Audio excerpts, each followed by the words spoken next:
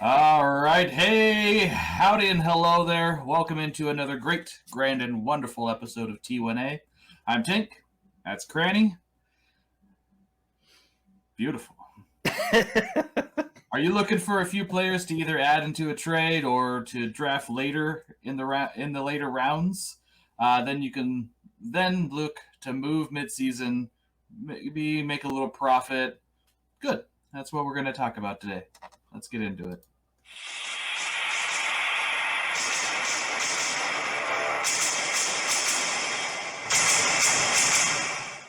All right, before we get going, make sure you hit the like button if you like the video. Hit that notification for subscribed. Make sure you get all our subscriptions or all our notifications. That way, anytime we put out a video, you guys get first crack at it. Get that conviction on the subscription. Like Tank said, we're talking about some deep stash guys, but not only deep stash guys like sleepers or anything like that. We're talking about guys you stash away on your bench because you know there's high potential to have the ability to increase in value, and that's what we're always looking for. Turn a 6th round pick into a 1st round pick. So, without any further ado, let's jump right into it. My first guy is going to be Terrace Marshall, and I get it. You're all going to say I'm fucking crazy. The guy was dog shit last year. He didn't do anything. His whole season stat line was 17 catches for 138 yards. It was bad. I know he dealt with injuries, all that, but the whole year was just absolute garbage. Doesn't matter. He still possesses the elite size and speed requisites. He's top tier percentile in all those categories coming in. He had production at LSU, and he actually did show up in the preseason last year with a few long catches that raised his value a little bit. It's probably the most it was going to cost you then to get Terrace Marshall. But there's still hope around the kid. He's going to get the opportunity to get Baker Mayfield in there.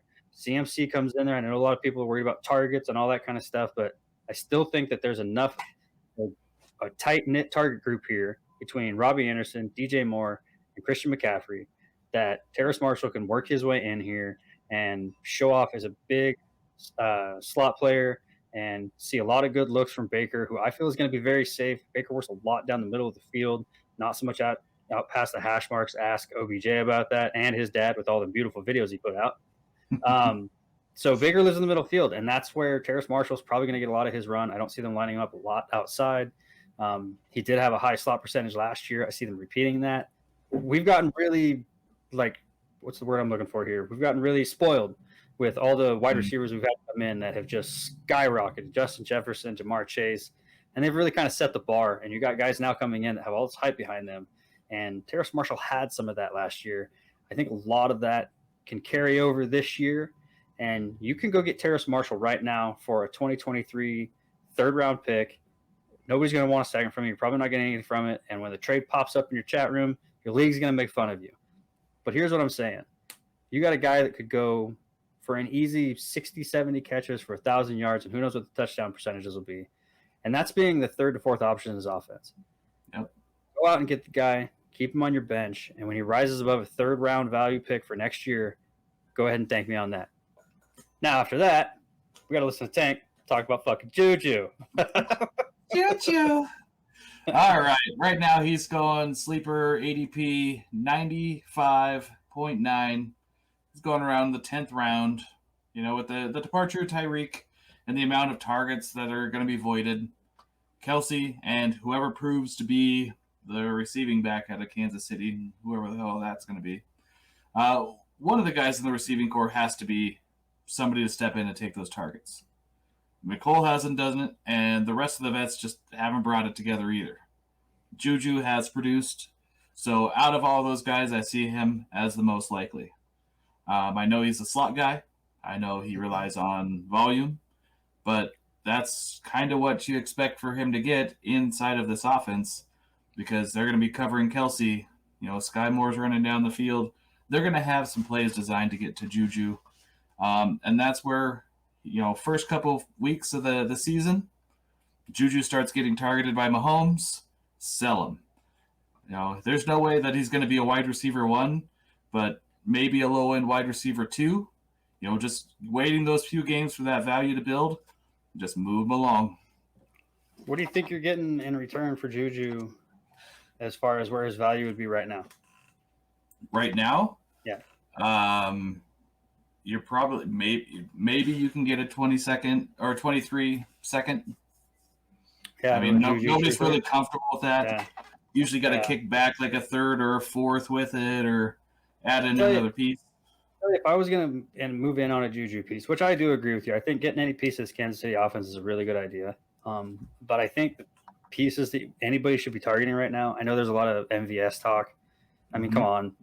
The great argument for that is he already had an elite quarterback. Mahomes isn't going to do any better for him than Aaron Rodgers could. Yep. And opportunities with Adams out. And Mecole Hardman, he's had the chance. He's just fast. That's all it is. Maybe he's not good at football and he's just fast. So two guys don't equal good receivers.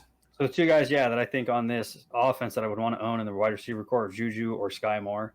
JuJu's definitely probably going to cost you a little bit less to acquire, just because Sky's young and he doesn't have a track record, and there are reports coming out in preseason right now that he's doing really well.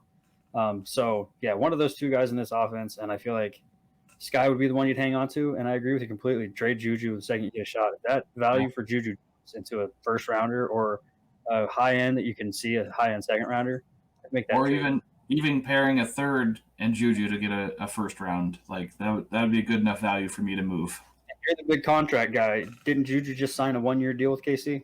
1 year, so he's on Prove It. Yep, that's what I thought. So he could not even be in KC next year.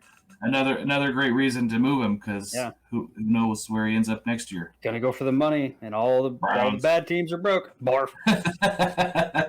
I definitely recommend move him as soon as that value increases, because from here on out it's likely going to be Sky. Agreed completely.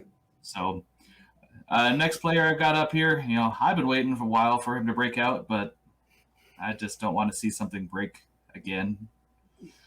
Paris Campbell. ADP 235, 19th to 20th round. I've tried so hard to fucking pry you off of this guy. I know. It's terrible. I've been a Paris true through the last 2 years, just waiting for this Ohio State speedster to finally get his shot, and not like a cortisone shot, something where actually plays.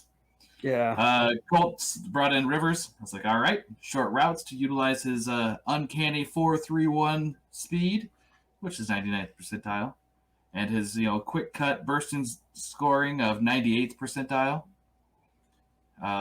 Nothing.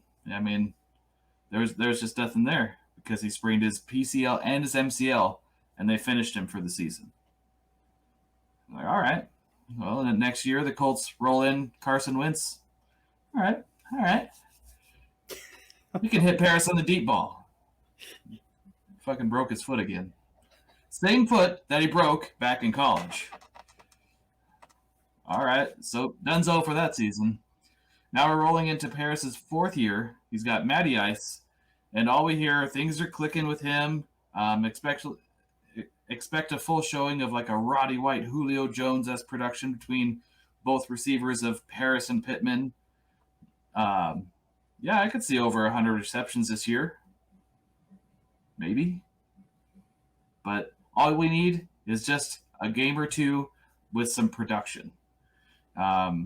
You're likely going to be trading him off, if he lasts that long, week 5 or 6. Because I still fear his injury that he's had. It's going to loom. It's his foot. He's had the same injury twice. To me, that's an injury-prone thing. So as soon as he gets some volume, some consistency with Matty Ice, sell him. If you get a 23-second, fantastic. Because, there's going to be somebody out there hurting for a wide receiver. I'll rebuttal in a minute. I'll finish up. I'll rebuttal in a minute. No, go ahead. Go for it. Okay, so here's my rebuttal. And I have to hold myself a little bit because my next guy is kind of in the same boat-ish, quote unquote. Okay? But my thing with Paris Campbell is the talent's there, right? Like, he's a fucking athlete, and he's an amazing athlete. But he's definitely injury prone. He's never been able to stay healthy. Right. I will give you the credit that, Matty Ice has shown the ability to hold 2 good wide receivers, right? Calvin Ridley, Julio Jones, and before Calvin Ridley was there, Roddy White was there, right? So Matt Ryan has been able to do that throughout his years. I just don't know if it's Paris. right? Is he a viable guy? Yes. My only clinch on this one is he would have to come out of the gates like Mike fucking Williams last year in the beginning of the year to get a second. Like he could never get a first. 5 receptions, 120 yards. I mean, he's going to have to go off for 5 weeks. Yeah. Stay healthy. And that's, to me, it's like, I can't see the world where that happens. What I most likely see. Getting him for his price and selling him for a third. Right. Sure, if that's what you want to go. But what I most likely see with Paris Campbell is that Matt Ryan's going to be there for a couple of years in Indy. And if Paris Campbell has a decent year this year, then you may see his value increase, right? So he's still definitely a deep stash. Okay. But to me, he's a guy that even if he has a decent year this year, I don't trade him. Because if he stays healthy, like guys are injury prone until they're not. Right. Yep. So he could stay healthy this whole year, put up high-end wide receiver 3 numbers. And then the hype that flows into next year with Matty Ice being there, another year, Alec Pierce coming in now, and another year built on that. Michael Pitt, like that whole offense taking another year and another step up. At that point in that offseason next year, I'm looking to move him. Before the season starts, before they play a fucking down of football and Paris Campbell's ass touches a field and can roll an ankle, trade him then. But he's a great guy to hold on to. The reason I'm saying 5-6 is we see most rookies progress to the second half, middle of the season, and start to get wind of everything.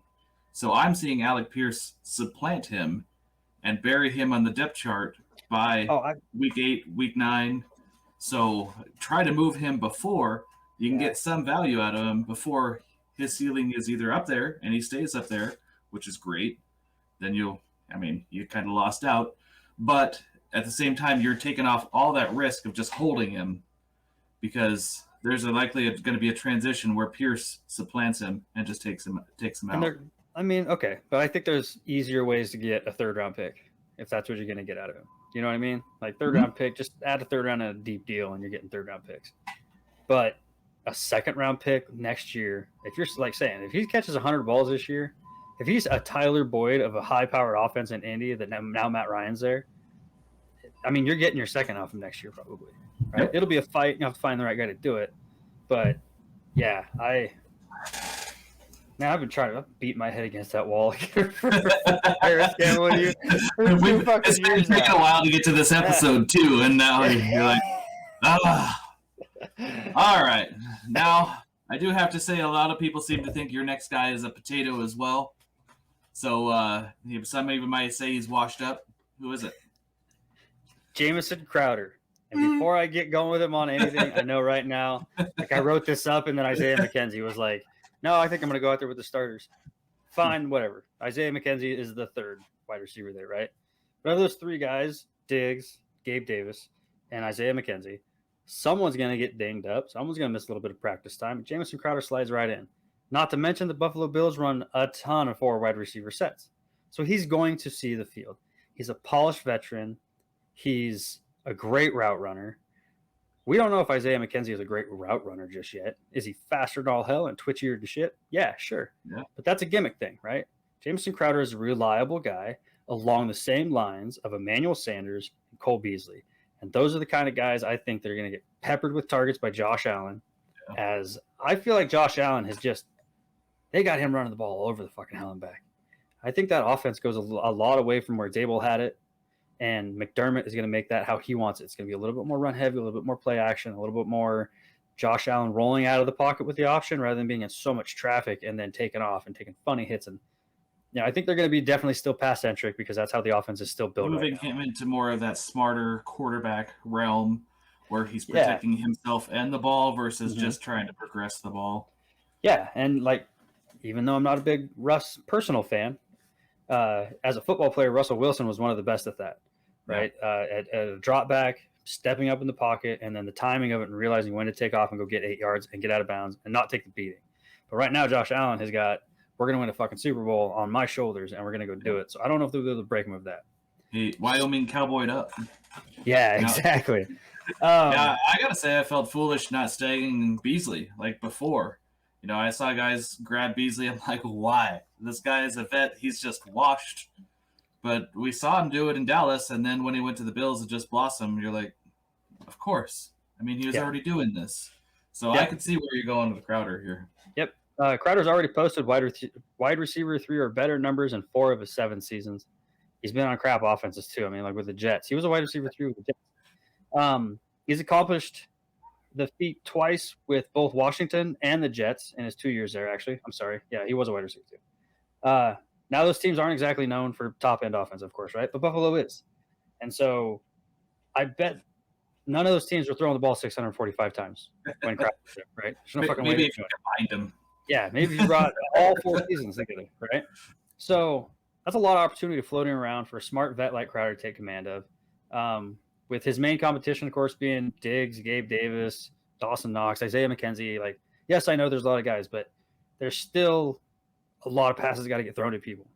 And yes, Gabe Davis had a monster game against KC in the playoffs, but he hasn't done really much of shit but be boom bust since. He's not a volume guy. Gabe Davis is a one play, big play guy, and he gets you your 12, 15 points for the week, and you're happier than hell. And sure, maybe he has big blow-up games.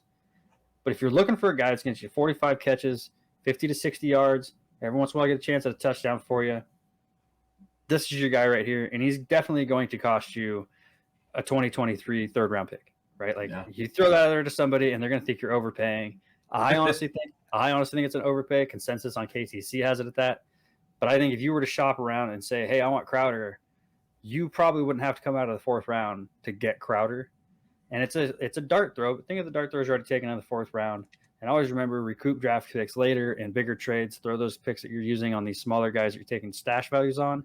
Go get those mixed into your bigger trades, right? That's how you recoup that stuff. Yeah, I think you could probably even work in a deal where it's like a 24 third, because there's just so many people are out. I mean, you bring up the Isaiah McKenzie stuff. You're like, just, talking with another person, like, look how much he's dropped on the depth chart. Yep. I want to roll the dice on that. I'll give you 24 third. Yeah, well, everybody wants the Ferrari and not the fucking Camry that gets you back and forth to work, A to B, and saves on gas. You know what I'm saying? Yeah, so anyway. I've had a lot of those. Yeah. So anyway, now Tank is going to talk about a king of the... Alan Lazard. Of the Alan Lazard? The Lizard King. Alan Lazard. Jesus, just threw you a fucking lob. I'm not good at the batting. I'm not good at the batting.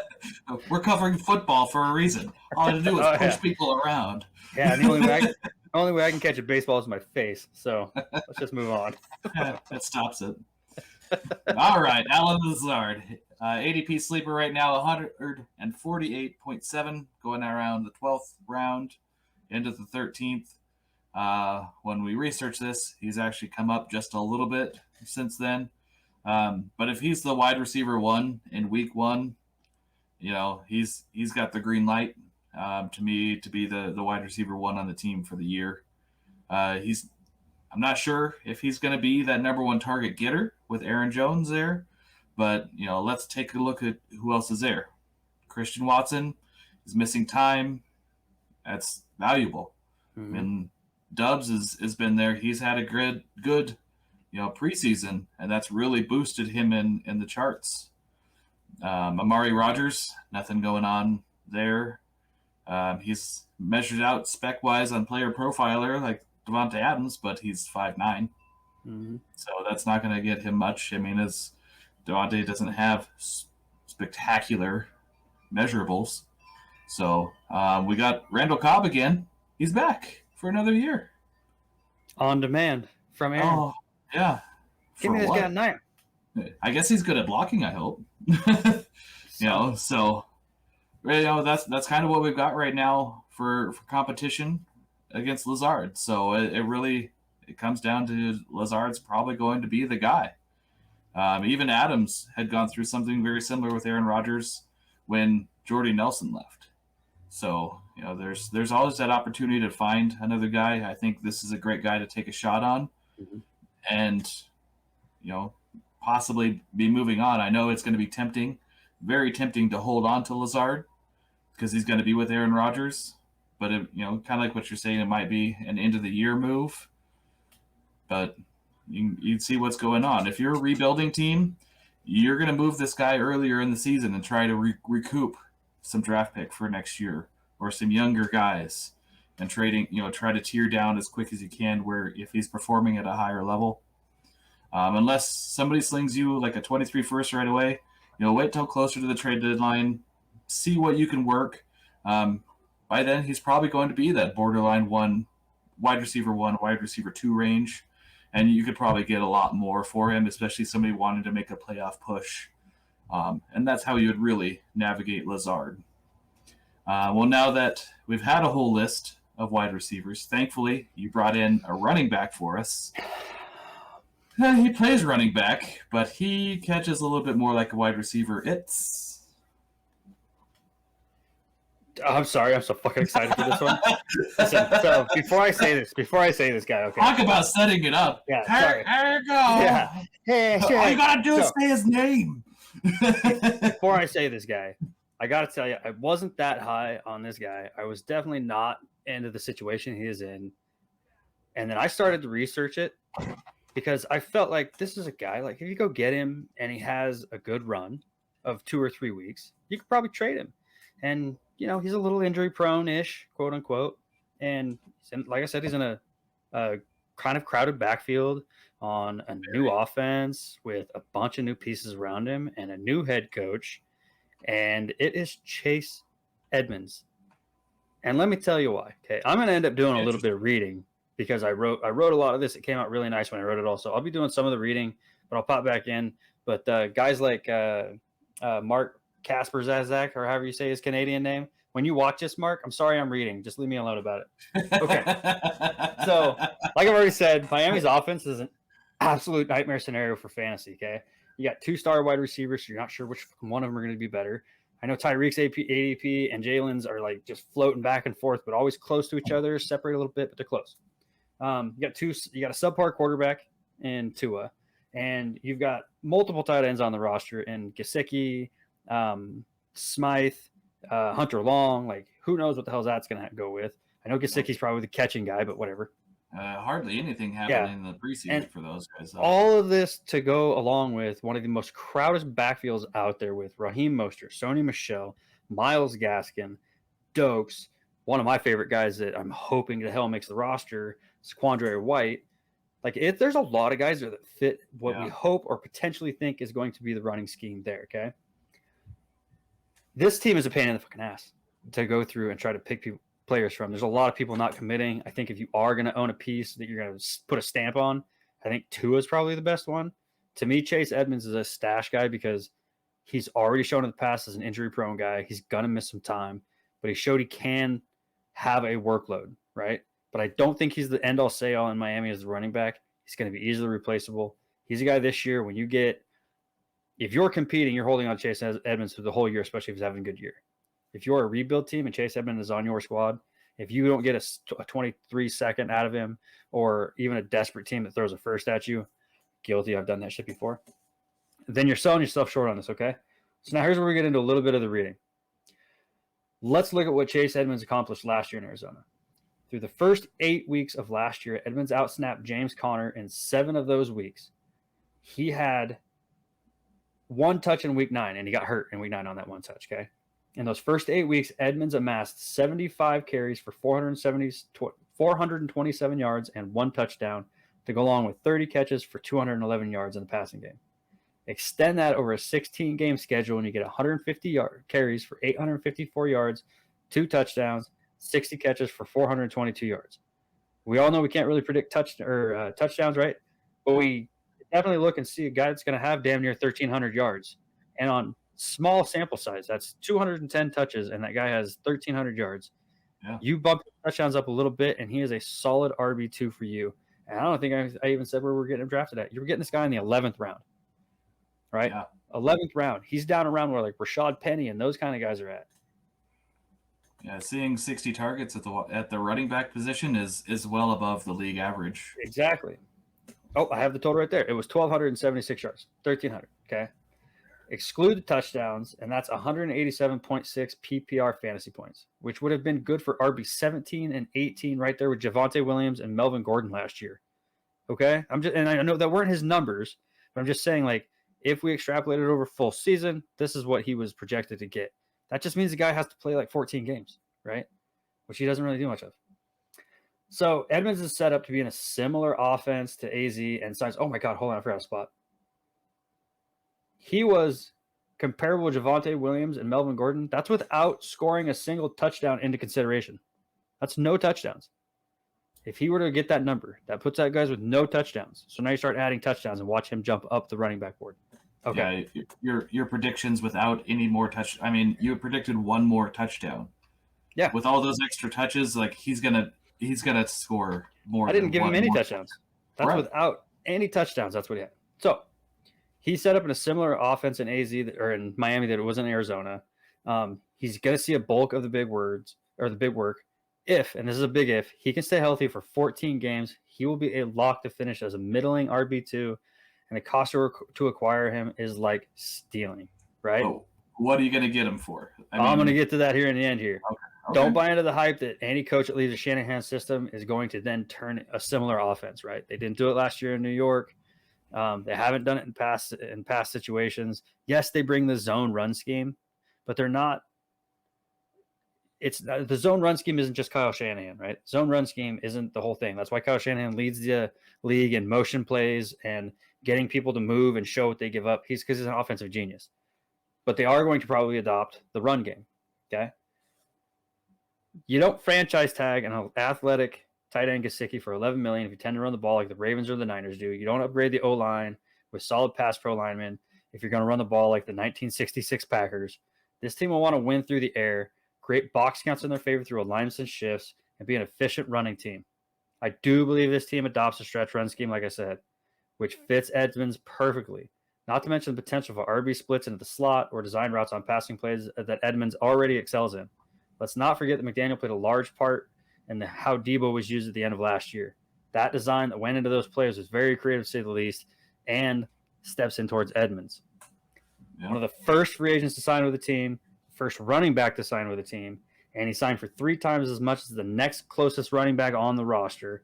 This will be Edmonds' backfield for as long as he can stay healthy, and KTC has his value roughly at a mid-rookie 2023 second, and I would send that offer $1 million out of $1 million times. Go get this guy. He's going to help you win weeks. Absolutely. You got anything to add on to him? Onto Edmonds? Yeah. I want to add him onto my rosters. Fucking yeah, that's what I'm talking about. You go throw the PPR, throw this guy into a flex spot, smash all year long. Yeah, I've got him. I'm rolling him in my RB2 spots where I went hero RB, and I don't feel bad about it at all. You know, and you're rotating those guys out. Like you're going to end up in the same spots in rounds 10, 11, 12. Flex spots are for is playing the matchups. If you can roll through rounds 10, 11, 12 in your drafts, and these are snakes, right? And you can grab Penny and Edmonds in those 3 rounds, you can bank on those guys. Like those 2 guys, their injuries, you hope they don't cross and you end up missing 3 weeks with both of them. But if it times out right, those 2 guys right there give you great flex play. Could be a perfect hero RB play where you're using those guys as your RB2. Yeah. And I could definitely see, drafting strategies, hero or zero RB, drafting late. This is a perfect candidate for those teams. He's a beast, dude. And I think he's just in a great position. They just did everything they could to make it better. And you tell me a team is going to stick 8 in the box when Jalen Waddle and Tyreek Hill are lined up outside. You're going to island your corners on those 2 guys? Hell no, you're not going to do that. Especially if they're both on the same side of the field. One's running across. Something's going to happen. So, handle down here today is our Twitter handle. Feel free to reach out to us. That is not my Twitter handle, Dr. Deep Stash. That is just for this one right here. We'll have our Twitter handles out, or at least I'll have mine. No, you have your Twitter out, don't you? Yeah. Okay, so go look us up on Twitter. I'll have my shit lined up. Tony will have his lined up on the next one. Yeah, next. Go follow T1A. Hell yeah. So, that's all we got for this episode. Remember to hit the thumbs up, put the back and subscribe. And as always, my friends, be like water, stand by your convictions. Until next time, T1A out.